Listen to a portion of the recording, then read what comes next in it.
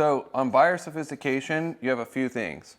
Generally, there's 4 main key indicators that tell me if someone's sophisticated or not. So socioeconomic status is one. Think about it. How many people have called doctors to sell them some shit? You did medical sales, but then you have literally there's a whole bunch of financial planners whose whole thing is go after medical professionals. Like many people selling investment opportunities are going after doctors. They're literally whole communities or like trainings focus on sell doctors or sell lawyers or sell this or sell that. But socioeconomic status is a big thing because the more money you have, the more people are going to try and take it from you in some way, shape, or form by selling you a product. You're going to find that the less money people have, the less buying and selling interactions that they'll have over their lifetime as well. So people with a lot of money might buy 4 or 5 homes. They might have 2, 3 vacation homes. How many cars could they have? Like a wealthier family might have 4 or 5 automobiles, and then they'll have motorcycles. So the sheer number of buying, selling interactions that they go through is significantly higher than someone without a lot of money. So that's a big one. Location, where they're from and where they live, are another big factor of buyer sophistication. If you walk out of your doorstep in New York, you have more buying and selling interactions in 30 minutes than someone in Iowa has in 30 days. You know what I mean?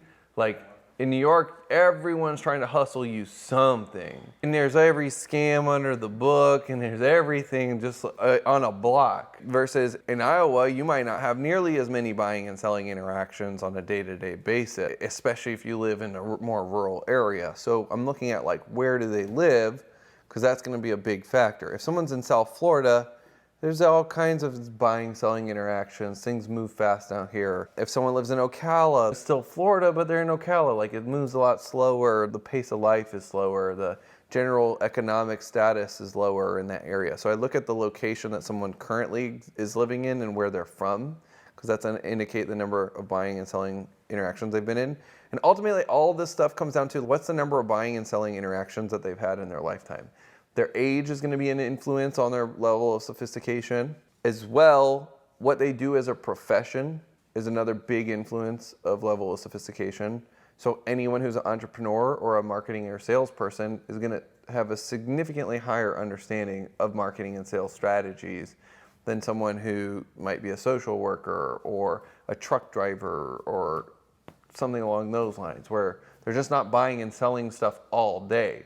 Literally, like what we do, we're on the phone, all I do is sell stuff all day, right? So I've had, at this point, the number of buying and selling interactions I've had, couldn't even count. It's got to be upwards of like 20,000 buying, selling interactions, whereas like a normal person who doesn't do that, they don't have the same level of buying, selling interactions. And then when I'm looking at this as well, I also do consider their communication styles. So typically, drivers and analyticals tend to be on the more sophisticated side.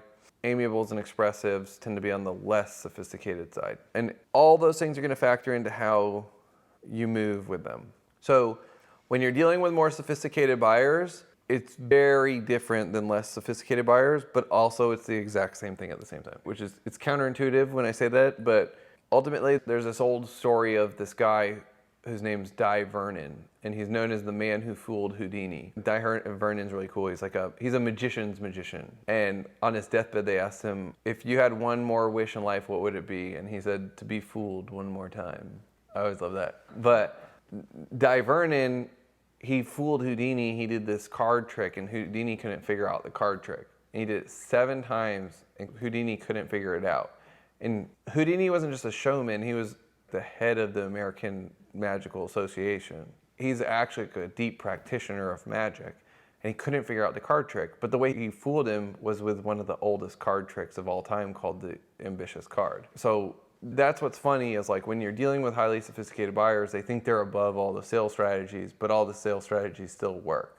It's just how they're done needs to be way more sleek. So another good example of that is if you look at like high-end boutiques, let's say, for example, Rolex. You go to a Rolex store right now, they'll just be like, sorry, we don't have anything, you have to get on the wait list, and we might call you in 3 years. And they're running ads to a wait list that you can never even get a product on. And then scarcity and urgency. That's all it is scarcity and urgency. So they still want it, but it has to be believable scarcity and urgency. That's the biggest thing. So all the same strategies work on them. It just needs to be covert. And then generally, more sophisticated buyers are less apt to disclose a lot of emotions in the buying process, especially if it's not relevant. Unless you're selling emotional coaching, then at which point they're gonna tell you a lot more and open up. But they're less apt to disclose emotions, especially in B2B sales. You'll turn them off super fast with a price drop, a buy now price drop, any of that stuff, doesn't work. What they want to do is they want to apply to weight. If you want a Bugatti, you literally can't buy a Bugatti. Bugatti has to research you, and then if they like you enough, they invite you to buy a Bugatti. And you have to hold to it, right? Like you can't say you're gonna do it and then just give everybody a Bugatti. People have to it's like the same thing at Harvard. You have to get denied. Most people have to get denied from Harvard for people to want to go to Harvard. And they still like things that are scarce. That's in fact one of the biggest things. They like the things that are the best. They like the things that are scarce, but they don't fall for tricks.